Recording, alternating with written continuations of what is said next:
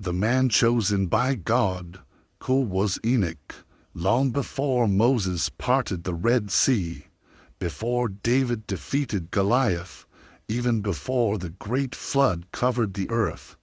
There walked a man named Enoch, a quiet figure in the early chapters of Genesis. His story seems almost insignificant at first glance, just a name in a long genealogy, but that name, Enoch, would one day shake heaven and earth. Genesis 5:24 says, Enoch walked with God. Then he was no more, because God took him. In a world spiraling into violence, corruption, and demonic invasion, Enoch stood apart. He wasn't just righteous, he was intimate with God. And for that, something extraordinary happened. He never tasted death. While all around him men lived, sinned, and died, Enoch simply vanished, not because of disappearance, but because of divine invitation. God didn't let him die. He took him up, body and spirit, into another realm. Enoch became the first human to be raptured, to cross the veil without facing the grave. But that's not the end of his story. It's just the beginning. Enoch's journey would take him beyond the stars, beyond the earth, beyond the physical dimensions we can imagine, into the realm of heaven itself. Not one heaven, but 10 levels, 10 revelations, 10 terrifying and majestic realms of reality that govern all things seen and unseen.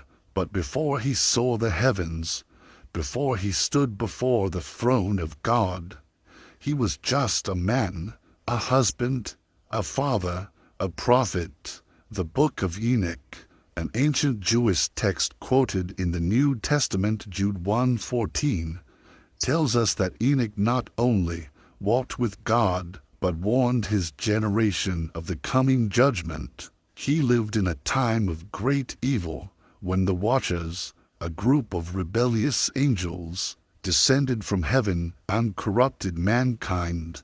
They took wives for themselves, taught forbidden knowledge, and fathered hybrid giants called the Nephilim. The earth was unraveling. Violence filled the land. Mankind was on the brink of extinction. But God had a messenger, Enoch. He wasn't a warrior. He wasn't a king. But he had something greater, favor. In the Book of Enoch 1 Enoch, we read that two mighty angels were sent to retrieve him, not to punish, but to reveal. They came in blazing light, radiant like the sun, their faces like fire, and their eyes like lightning.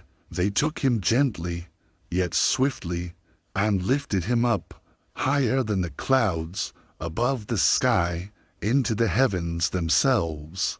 Thus began one of the most awe-inspiring journeys in all ancient literature. Enoch would be shown what no man had seen. He would walk through the storehouses of the snow and hail. He would witness the prison of the fallen angels. He would taste the fragrance of paradise and stand beneath the tree of life. He would see the wheels of the stars, the songs of the seraphim, and the books that record every human soul. But perhaps most importantly, he would be entrusted with secrets, divine blueprints of the cosmos, not meant for angels, not for kings, but for mankind.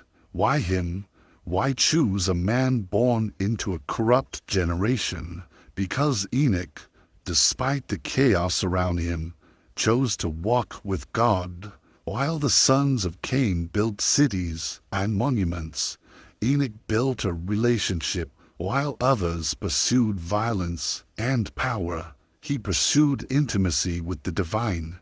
His heart was tuned not to the noise of the world, but to the whisper of eternity. The early church fathers were fascinated by Enoch. So were the Essenes of Qumran, who treasured the Book of Enoch alongside their scrolls of Isaiah. Even today, fragments of this book have been found among the Dead Sea Scrolls, preserved for centuries, hidden in caves, waiting for rediscovery. But what truly makes Enoch unique is this: he was a bridge between earth and heaven, a bridge between the natural and the supernatural, a bridge between the age before the flood and the judgment that was coming. In Hebrews 11:5, the New Testament honors him.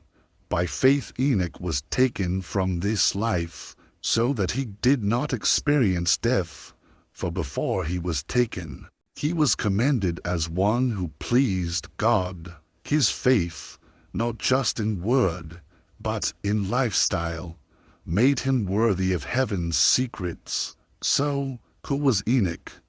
He was the seventh from Adam, a man born in the earliest dawn of human history. He was a prophet, warning of judgment, and revealing the fate of angels and men. He was a father to Methuselah, whose very name means his death shall bring it, a prophetic clue that the flood would come after Methuselah's death. He was a seer who saw what few dare imagine: the architecture of heaven, the order of angels, the judgment of the watchers, and the throne of the Almighty. But above all, Enoch was God's friend, and because of that friendship, he was allowed to see not only the world that is, but the world that was and is to come. As we now prepare to follow him, heaven by heaven, realm by realm, we must pause and reflect. This journey is not just about Enoch. It is about what awaits those who walk with God. The mysteries are not fiction. They are invitations. What Enoch saw was terrifying, but it was also glorious. And now, we follow in his footsteps, the first through fourth heavens, wonders and judgments unseen. As Enoch was lifted by the angels through the veil that separates the seen from the unseen, his eyes were opened to realms few even know exist. Heaven, as Enoch discovered, is not a single paradise in the clouds, but a vast and structured cosmos, 10 heavens, layered one above the other, each with its own guardians, purpose, and terrifying majesty. The first of these realms would shake the foundations of everything he had ever known. The first heaven, the vault of the elements. As Enoch passed through the lower firmament, he entered a region filled with mighty waters. It was not like the oceans of earth, but an enormous sea suspended in the sky. In this realm, Enoch beheld storehouses of the weather, treasuries of snow, ice, wind, and dew, governed by obedient angelic beings. These angels did not merely observe nature, they controlled it. Here, the seasons were not random.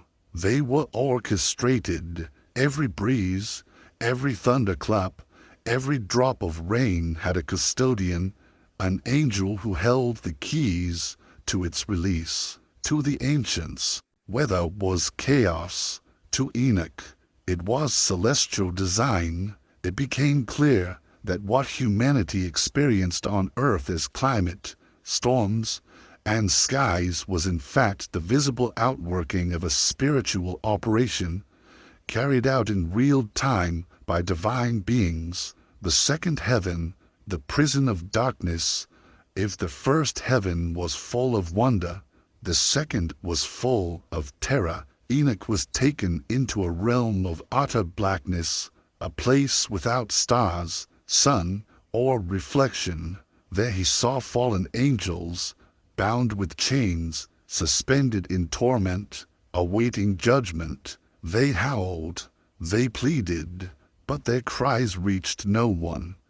These were the watchers, angels who had once stood in glory, but had fallen from their post. They had descended to earth, taken human wives, and corrupted the bloodline of man. For their transgression, they were imprisoned in darkness. Jude 1-6 later confirms this. And the angels who did not keep their proper domain, but left their own abode, he has reserved in everlasting chains under darkness for the judgment of the great day. Enoch did not just see them, he spoke with them. They begged him to intercede, to ask God for forgiveness on their behalf. But God had made his decision. They had crossed a line that could not be uncrossed. And here, in the second heaven, they would remain until the final day. This realm was a sobering reminder. Not even angels are beyond judgment. The third heaven, Eden, and the abyss. As Enoch was lifted higher, he entered a place of breathtaking contrast. On one side, he saw the Garden of Eden, not the ruined garden of earth, but the original, eternal Eden, preserved in heaven. There were two trees of surpassing beauty, one that gave life and one that gave wisdom. Rivers of milk, honey, oil, and wine flowed through the garden. The air was sweet, the light was golden. It was here that the souls of the righteous awaited their final resurrection, in peace, in joy, in song. This was paradise, what the thief on the cross would later enter when Jesus said, "Today you will be with me in paradise." But on the other side of the third heaven was the abyss, a place of judgment, of torment, and of howling spirits. Here were the souls of the wicked, those who had defied the ways of God, who had aligned themselves with the watchers, who had sown violence on the earth. Fire flickered endlessly, groans echoed. How could these opposites exist side by side? Because heaven is not a place of illusion. It is a place of truth, and truth divides. As Enoch learned, destiny is determined not by status or power, but by righteousness. The third heaven was a glimpse into both reward and wrath, a place where the consequences of earthly life were made eternal. The fourth heaven, the mechanics of time and light. The fourth heaven was more technical, but no less glorious. Here, Enoch saw the movement of the sun and moon, not as drifting objects, but as creations guided by angelic pilots. These celestial bodies entered and exited 12 heavenly gates, corresponding to the months and seasons. The stars, too, were not random. They were named, counted, and commanded. Psalm 147:4 says, "He determines the number of the stars and calls them each by name." Enoch saw that time itself was a divine construct, not a human illusion. Each sunrise and sunset, each equinox and solstice, each cycle of the moon was orchestrated in this realm. And more than that, the calendars of heaven were far more complex than those of men. There were 364 days, not 365, and the discrepancy pointed to the corruptions of earthly timekeeping. The angels in the fourth heaven did not worship with harps. They calculated, recorded, and governed. This was the realm of the divine clockmakers. It shattered the myth that heaven is only for worship. It is also for order. God is not only beautiful, He is precise, and the fourth heaven revealed that creation, from light to seasons to planetary movement, was not random. It was ritual, carried out in obedience, a pause before greater glory.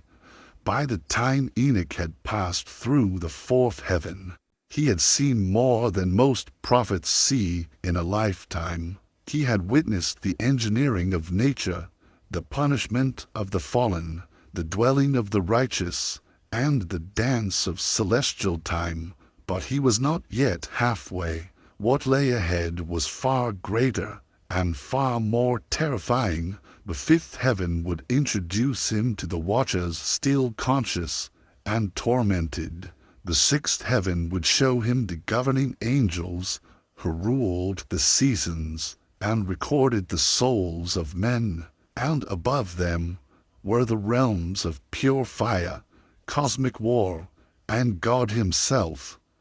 But already Enoch had seen enough to tremble. He had learned that heaven is not one place, but many, each with a role, each with a weight, each with a warning. And perhaps that is why he was shown these things, not to satisfy curiosity, but to testify, because what he saw, we are meant to learn. What he heard, we are meant to heed. And what he feared, we are meant to flee. The fifth and sixth heavens, the watchers and the governing angels.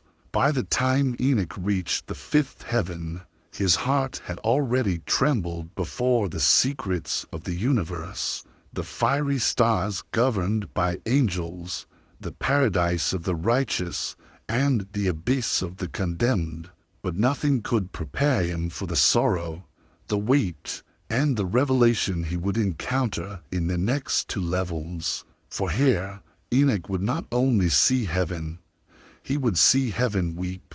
The fifth heaven, the prison of the watchers. As Enoch crossed into the fifth heaven, he found himself in a realm of profound mourning. This was not the joy-filled realm of paradise or the awestruck order of the starry gates. This was a place of deep regret, restless souls, and cosmic shame. Here dwelled the Gregory, also called the Watchers, angelic beings who had once held high authority in the cosmos.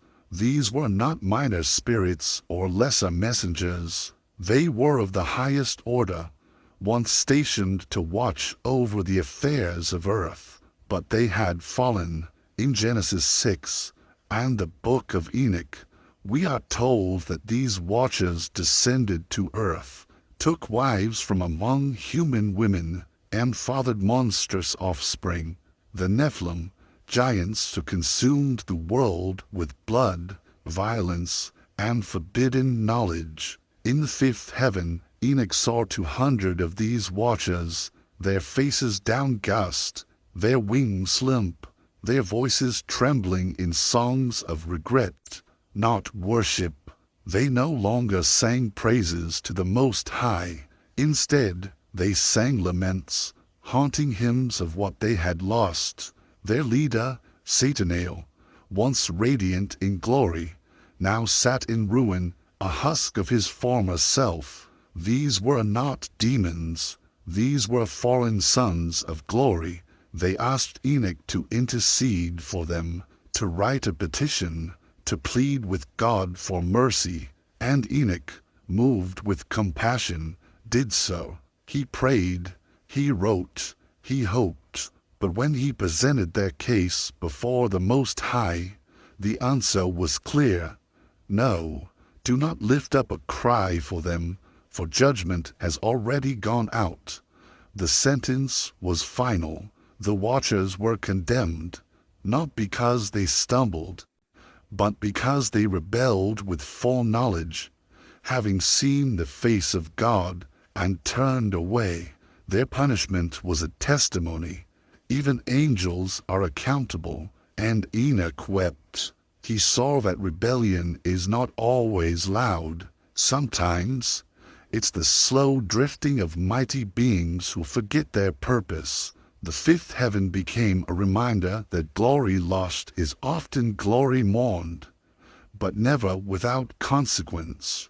The sixth heaven, the governing thrones of creation from sorrow, Enoch was brought into order.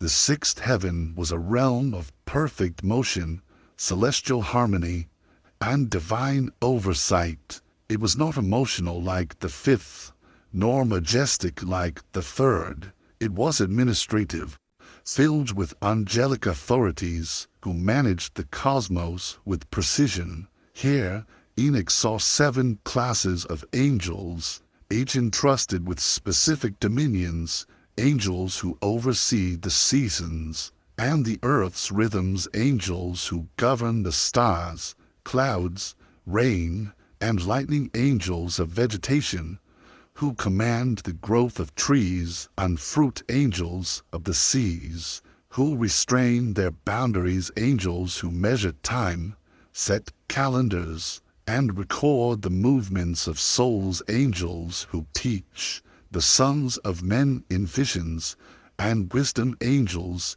who intercede and report the deeds of all creation to God. They do not sleep, they do not err, they do not act from impulse. Everything is measured, weighed, and written in heavenly books. Enoch saw these books, vast tomes that contained the records of every person, every thought, every word, every deed. There is nothing hidden, even silence is noted. The sixth heaven is where the moral architecture of the universe is maintained. The boundaries of ethics, the scales of justice, the record of life, they are kept here, not by algorithms or technology, but by divine intelligences who never cease. He also saw seraphim and cherubim, radiant with fire, who praised God unceasingly. But even their worship was ordered, every movement aligned to a specific moment, every cry of holy, synchronized with the passing of time and the movement of galaxies. Nothing here was wasted, nothing here was out of place. In this realm, Enoch began to understand something that changed him forever. The spiritual world is not just higher, it is deeper, more intelligent, more purposeful, more dangerous. If the fifth heaven showed him that glory can be lost, the sixth showed him that creation continues to function, whether or not we are aware, the mirror to earth. And yet, in both realms, Enoch saw reflections of earth. In the fifth heaven, he saw what happens when divine calling is corrupted. In the sixth, he saw how every detail of earth is mirrored above. From the changing of seasons to the rising of stars, from the whisper of conscience to the laws of physics, all of it flows from this level of heaven. We often assume heaven is disconnected from earth, but Enoch learned the truth. Earth is merely a shadow of heaven. What we call natural law is actually spiritual law, enforced by divine will. There is no randomness, only reverence or rebellion between heaven and judgment. At the conclusion of his time in these realms, Enoch began to realize that the higher he ascended, the less familiar things became. The heavenly realms were not bound by earthly shapes, nor by time. The further he went, the more infinite and terrible the glory became. He had seen the sorrow of angels. He had seen the structure of divine rule.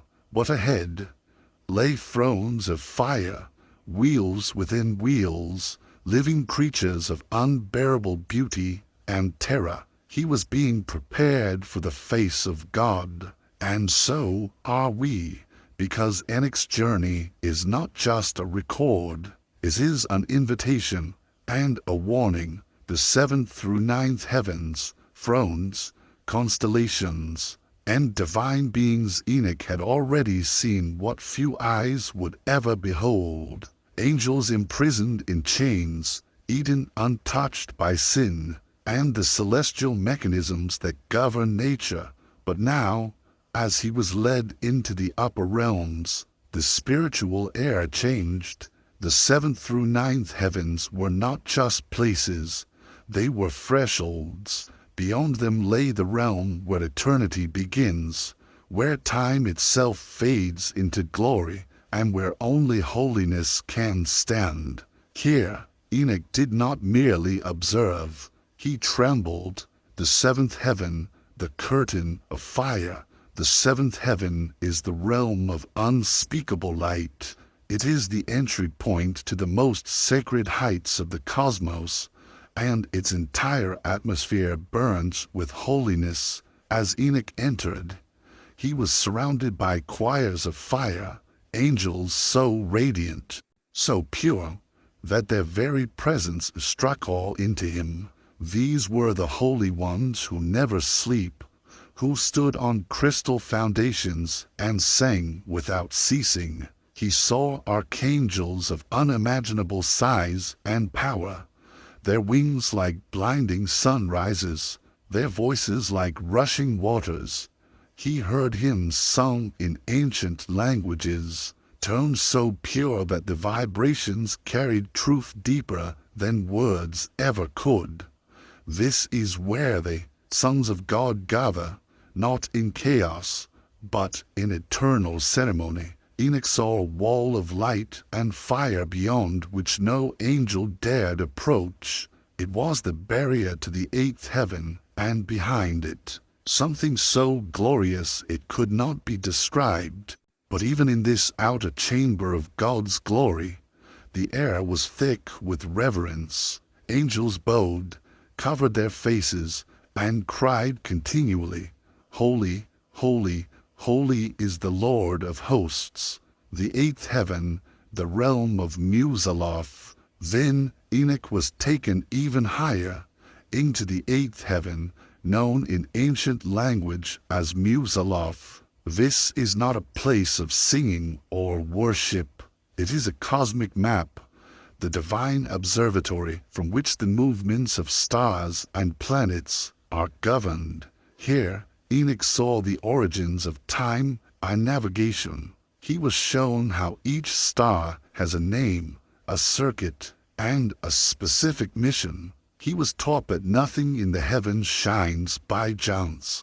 Every constellation is strategically placed, aligned not just with Earth's seasons, but with the unfolding of God's divine story. The 12 constellations, known in Jewish tradition as the Mazzaroth, parallel to the zodiac but spiritual in origin, were not for fortune-telling. They were celestial witnesses, signs placed in the sky, not for man to worship, but to understand the times. Genesis 1:14. Enoch saw how the sun and moon rise and set through precise heavenly gates. He witnessed angelic scribes tracking the rotation of the earth, recording lunar cycles, eclipses, and equinoxes, all for the purpose of divine timing. It is here that Enoch learned something staggering. Even the sky is not free. It is disciplined. Creation is not instinct. It is instruction. The ninth heaven, the realm of the constellations Kocharvim, above the ordered gates of Musaloth lay Kocharvim. The ninth heaven, the deep sky, the final boundary before the throne of God. If the eighth heaven was the mechanism, the ninth was the manifestation. Here, the entire cosmos unfolded like a scroll. Stars shimmered like thoughts, nebulas pulsed like breath, time bent and ray-formed in loops. Angels of unimaginable radiance danced in synchronization with the galaxies. Enoch saw the river of fire flowing down from the highest heaven, not lava, but something beyond comprehension, living glory in liquid form. It connected the throne of God to all creation, and he saw what the ancients called the chariot of the Most High, wheels within wheels, burning with eyes, held aloft by living creatures with for faces, lion, ox, eagle, and man. These were the cherubim, the bearers of God's throne, surrounded by seraphim who cried day and night. In this realm, space and spirit were one. Words were no longer spoken, they were felt. Time did not pass, it bode. And Enoch, a man of dust, stood in it. Revelation in silence. One of the most profound truths of these realms was not what Enoch saw, but what he did not see. There were no thrones of men, no monuments to kings, no seats for angels to rule from. Here, everything belonged to God, and the closer Enoch came to the 10th heaven, the clearer it became. Even angels are not sovereign, even stars are not free, even time is not eternal. Only one is, the preparation for the final ascent. By the end of the 9th heaven, Enoch was no longer just an observer. He had been changed. His garments were made white, his body transformed, his eyes opened to eternal wavelengths, and he was told, "Prepare yourself, for now you will enter the place where none return from unchanged." The 10th heaven awaited. There, beyond light and time, dwells the throne of God. There, the name no one can speak resounds in silence. There, the books of souls are opened. There, destiny is decided. What Enoch saw was not mythology, it was order, and it was terrifying in its perfection. We imagine heaven as vague, cloudy bliss, but Enoch shows us the truth. Heaven is structured, regulated, and alive. From the cry of angels to the spin of stars, from the birth of time to the edge of glory, there is one mind behind it all. And now, Enoch would face that mind, the source, in the 10th and final heaven. The 10th heaven, the throne of God, and the transformation of Enoch after ascending through the layered halls of heaven, through fire and song, sorrow and structure, constellations and cosmic gates. Enoch stood at the threshold of the 10th heaven, Aravoth. No one had ever crossed into this realm and returned until him. It was the place where eternity dwells, where time is silent, and where God sits upon the throne of thrones. And now, a man, a son of Adam, was about to stand before the uncreated one, entering the 10th heaven, Aravoth. As Enoch was brought through the final veil by angelic guides, everything known to him, sight, sound, sensation, fell away. In its place was purity, light, and reality so dense it burned. Here God dwells, not as a man, not as a force, not as a concept, but as the I Am, the unspeakable essence of holiness. The throne of God was not like any earthly throne. It blazed with living fire, brighter than 10,000 suns, but did not consume. Rivers of radiant light flowed from beneath it. Around the throne were multitudes of angels, arranged in endless concentric circles, each level closer to the center trembling more violently in awe. The seraphim, 6-winged beings of flame, hovered closest, covering their faces, their feet, and flying, crying out endlessly, "Holy, holy, holy is the Lord God Almighty, who was and is to come." The Ophanim, wheels within wheels, covered in eyes, circled like the galaxies, reflecting the omniscience of their Creator. Even the mightiest angels could not look directly at the face of God, but Enoch was given permission not only to see, but to approach. The glorification of Enoch before he could stand before the throne. Enoch was transformed. The angels took him aside and clothed him in garments of glory, robes whiter than light, woven from holiness itself. His flesh was transfigured. His bones glowed with divine energy. His mind was expanded to comprehend eternal language. His voice was changed so he could speak in the tongue of heaven.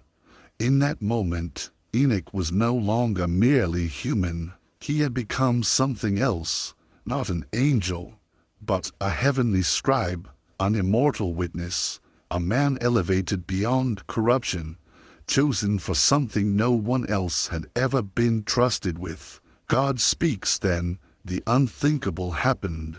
The Almighty, seated upon his eternal throne, spoke to Enoch, "Come near, my beloved, do not fear." His voice thundered, yet calmed. It burned, yet healed. And God said, "All that you have seen in the 10 heavens, I have shown to no angel, but to you, a son of man, I reveal these things." God entrusted Enoch with books minus 366 scrolls, containing the secrets of creation, of time, of angels and demons, of the fate of souls, of the names of the righteous and the condemned.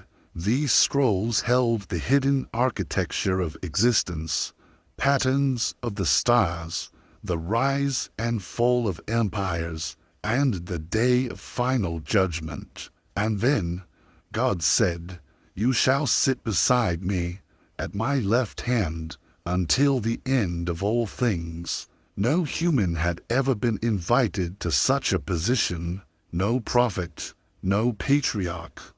Not even the angels understood why Enoch was chosen, but he was the scribe of heaven.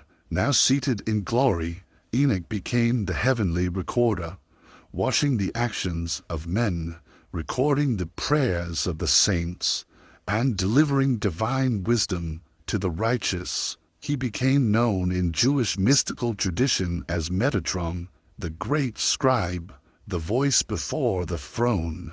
Though debated, this title signifies one truth: Enoch was changed forever, from walking with God to standing before God, to ruling beside God. His journey shows that God does not limit glory to angels alone. What this means for us, the 10th heaven was not just the climax of Enoch's journey, it is a window into our destiny. Enoch was not perfect. He was a man born of dust, but he walked with God. He chose righteousness when others chose rebellion, and for that, he was shown the final reality, the world that will one day replace this one. This is why Paul wrote, "Eye has not seen, ear has not heard, nor has it entered into the heart of man what God has prepared for those who love him." 1 Corinthians 2:09. But for Enoch God made an exception. He saw it, he heard it, he walked through it. And now, so have we, through his testimony, the final return. Though Enoch was transformed, he was not kept in heaven forever.